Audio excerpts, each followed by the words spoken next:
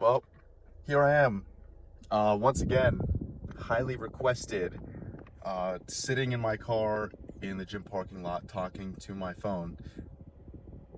What's up?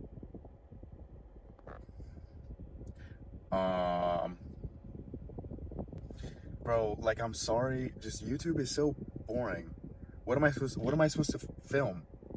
I don't know what to do other than clip farm so I can be put in more, looks maxing edits.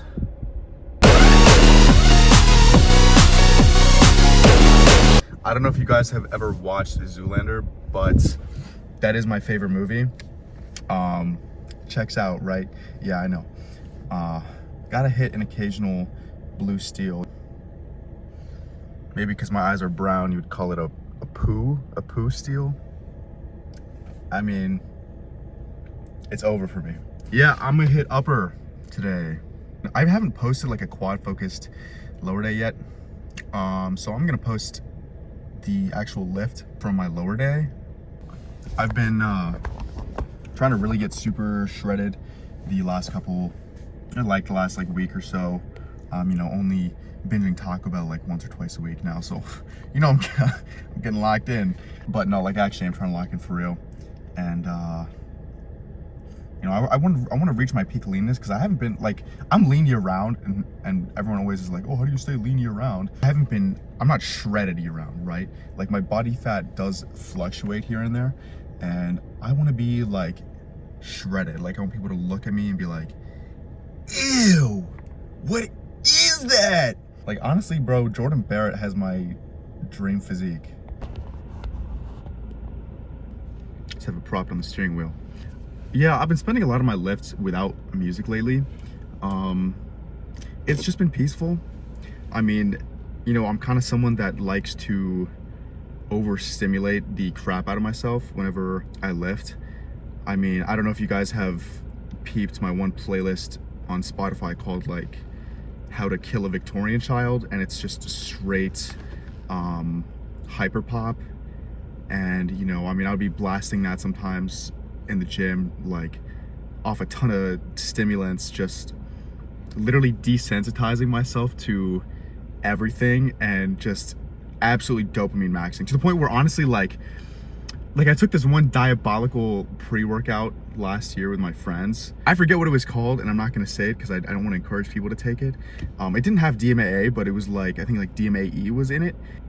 That stuff had us all tweaking, just blasting brain rot hyper pop music on the way to the gym, tweaking out of our minds. And at that point, it's like, people associate working out with like delayed gratification, and putting away like those temporary desires and urges, but it's almost like you are getting high. Like, it's just such a high, like the pump, the hyper pop, the crazy stimulants, just like overflowing with energy, and then you literally crash so hard after, to the point where you're just practically depressed. Like, me and my friends were like straight up like depressed, no energy after we came down off the pre-workout. And I could even feel it the next day. Like, I just had no energy. Like, I just felt fried. Like, my dopamine receptors were so cooked. It felt like I took some psychedelic and mixed it with hours of gambling and alcohol or something. I don't know. My friend described the after effects of that pre-workout. He described it like, 2 pieces of paper stuck together with glue, unsticking. And so, we'd be like out getting food. You would just sit there and start dissociating and be like, I'm unsticking. Like, it just felt like your brain had, like, it felt like the 2 hemispheres of your brain was just like slowly just like peeling apart. But yeah, man, working out is a super healthy hobby, and it's great. But at the same time, everyone has their vices, and working out in 90% of cases is going to be less harmful than other ones. I mean, unless you do that on a consistent basis, where you cook your dopamine receptors with like crazy pop remixes of songs that it literally sounds like strobe, like multicolored strobe lights. That's what that music sounds like. So mixing that with a crazy stimulant high and being addicted to the feeling of a pump. It's like, it's good in moderation though. I would honestly consider myself addicted to working out.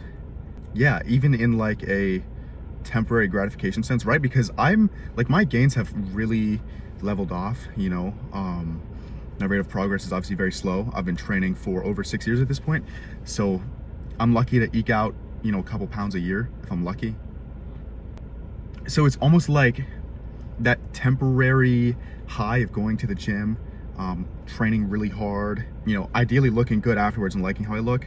It's like a kind of temporary gratification cycle that I'm addicted to. It's like the high of my day, which again, I don't know how healthy that is, but I'm just being honest with myself, and I think it's healthier than, you know, most other addictions that people have, or other, you know, methods of cope. However, I do think working out is a good, I think it's a good tool to cope with the difficulties of life. It's not something you can kind of put all your chips into. I mean, you know, reflecting on the person that I was 3 years ago, I was really avoidant to my emotions, and I would just push everything away the whole day, distract myself with whatever I could, you know, doom scrolling, little activities, whatever, and not address how I really felt deep down. And then I would try to cathartically release that in the gym. You know, that was like peak volume era, where I'd be hitting 3-hour-long lifts of just set after set after set. It was so counterproductive, and I was wondering why, you know, my progress was it's still important to face your emotions and deal with yourself, and I think just have some quiet time to meditate and be alone with your thoughts. I think that's something that is kind of lost in this day and age, and everyone fills their time with this constant stimulation, this constant feedback. It's like everything, you just need instant feedback. Doesn't matter if it's good or bad. It just is like, you know, you need something. I've really just been kind of disconnecting. You know, I just be bathing out in the sun and bone smashing my zygos so that I'm not stuck in low tier normie hell. Sorry, it slipped out. The no music in the gym has definitely helped me just grounding myself in reality and having a much more introspective look on things, if that makes sense. I have started watching Vinland Saga. Some of you may have noticed. And it's kind of funny because I know what happens in season 2 and I'm not there yet, but I see that reflected in my own life, because I was going through something similar to what I'm going through now, about 3 years ago. You know, again, I had that cathartic cycle, not address my emotions, not reflect, and then try to just leave it all at the gym, and then just stay avoidant to how I truly feel deep down, creating this weird kind of like addict cycle. And, you know, instead I would kind of project those insecurities or anxieties onto other people, especially, and this is something that's hard to face as a young man. I did take it out on some of the girls that were in my life during that time period. When I would talk to someone new, I mean, I was very avoidant to my emotions, didn't really want to communicate. Yeah, I don't know, I kind of like didn't really care if I hurt others or like hurt the world the same way that I felt I had been hurt, which is just selfish. It's all just this game of ego, you know, who can be the least vulnerable. Because I was scared. I was a child. I was a child, you know, mentally. But 3 years later now, after taking so much time to really be alone with my thoughts and sit in solitude, I really feel at peace with myself.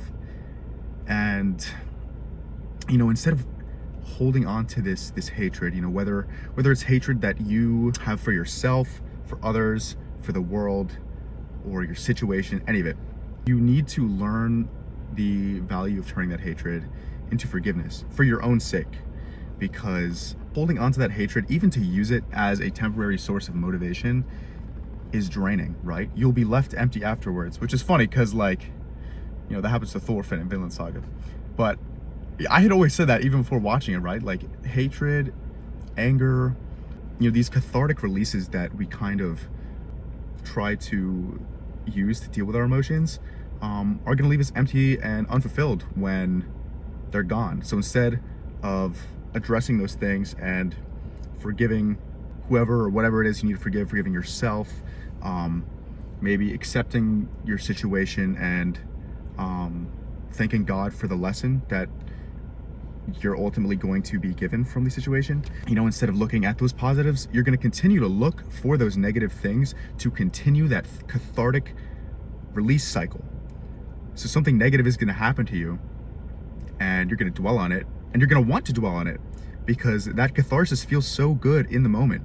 You know, when you're just ripping them weights and and then time is going to pass, you're going to be empty again, and then you're going to be like, what other negativity can my mind fixate on for me to continue this vicious cycle that feels so good in the short term? It's just easier on your ego that way. So instead of taking that hurt you feel and projecting it onto others to either drag others down, so it's like, oh, they feel my pain, so now I feel better about myself, or, you know, maybe you have these unaddressed insecurities that you project because of the pain that you've dealt with throughout life.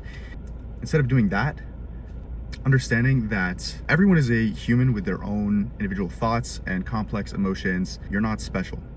We all have our internal monologues. We're all humans, and all of our souls are connected by the flow of life. It's so important to have the hero mindset where you get hurt a certain way, and instead your duty as a moral human being is to make sure nobody else has to experience that pain. Make sure that you don't put other people through what you had to go through. That's what basic human empathy is. Our brains are wired to experience empathy. We have these things called mirror neurons.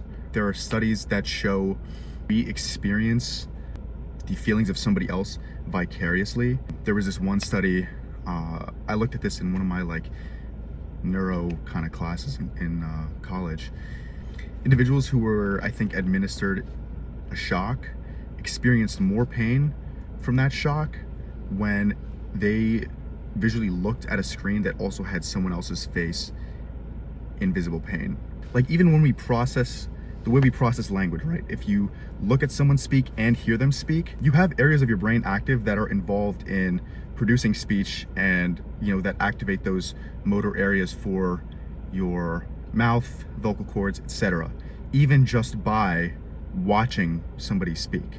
It's literally in our biology to be empathetic human beings. Man, I love science. Like, isn't that awesome? I think that's so cool. And I think it's honestly beautiful, right? Like, it's literally in our biology to feel empathy for other humans. I mean, you know, why do you get squeamish when you see gore on in a movie or a TV screen, right? Mirror neurons. It's wired into our brain chemistry. And that projected insecurity is what's clouding your mind from feeling that empathy to begin with. You can't feel that empathy that we are supposed to feel. So the more secure you are in yourself, the more clear your mind will be, and the more you're going to understand that, wow, I don't want to act this way. I don't want to come across this way to this person. I don't want to hurt this person. I know what that would feel like if that were to happen to me. I did not expect to get that deep for this pre-workout convo. Damn. I am kind of out of it, like kind of foggy, so I'm a little bit scatterbrained. I'm gonna have to organize this a lot, but yeah, man. Personality max, be a good person. I'm gonna go hit some upper now. Maybe I'll include those posing clips, maybe not. We'll see.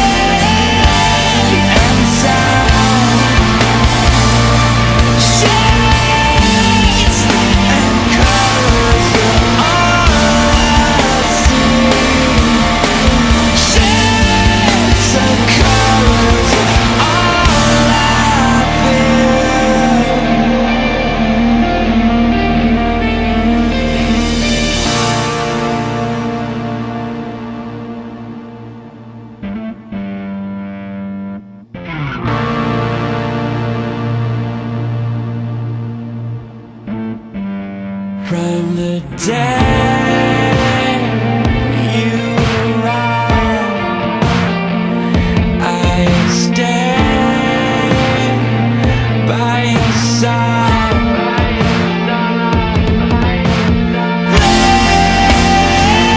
Placed inside, safe and sound. Shades of colors are all I see.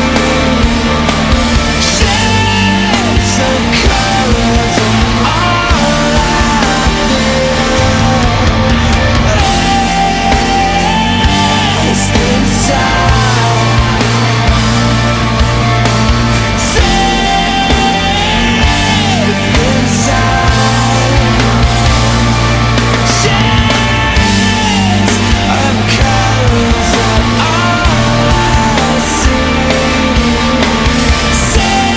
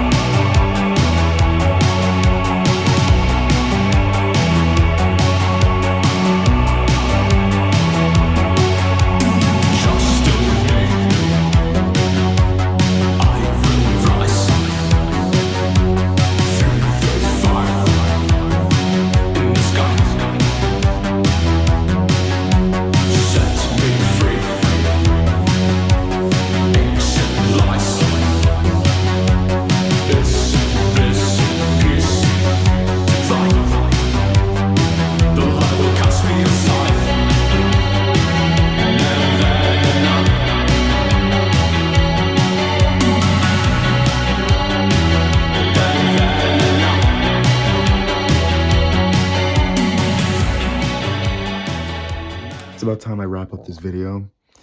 I might be doing a crazy collab kind of ordeal in like a week. Today's May 28th. I'm not gonna spoil what it's gonna be, but it is kind of crazy because it's somebody that was like my first inspiration when I started lifting. It sounds kind of cringe and like fanboyish, but it's just cool to see how far I've come. I'm just gonna use him to clout farm. No, I'm just kidding, that's corny. I just like making new friends, man. Yeah, it's always a good time. I don't know how much of that car yap session I'm gonna keep in this video. A lot of it was kind of like very chaotic and I was like kind of out of it, but you know, the point is just that we are ultimately wired to be good human beings. And, you know, there's science that even proves that through mirror neuron theory and the fact that it's a human experience to be empathetic. And, you know, you got to deal with those clouds that are overshadowing that empathy that we all have within us. All of us can be good people, even if you're not the best person right now. If you take the time to reflect and, you know, really dig up things you don't want to dig up or you don't want to think about and actually act upon doing something about it instead of just wallowing, you are going to change for the better. And yes, as someone who has really kind of experienced that, you know, especially looking back at like who I used to be 3 years ago, some of you guys have been following me since then, which I feel like is pretty cool to see someone change like that. But I was like, I just kind of like internalized a lot of my anger and, you know, just try and rip it away in the gym. Yeah, I think that wraps it up. I'm gonna keep this video pretty simple, same old thing. You know, since a lot of you guys just kind of ask for this and all you really want is just like talking and lifting, so I guess I'm gonna just keep it that way for now, unless I get some good content with special collab I have coming up. And also shout out to Pedro. His ad is Dro Lifts on TikTok. We were like in the same area, so he hit me up and just asked to hit a lift, and I was like, oh shoot, like let's go. And basically he just clip farmed off of me. But Yo, we got Clark trying supinations. Yo, what do you think? Yeah, no, I'm gonna stick to my fucking girls, thanks.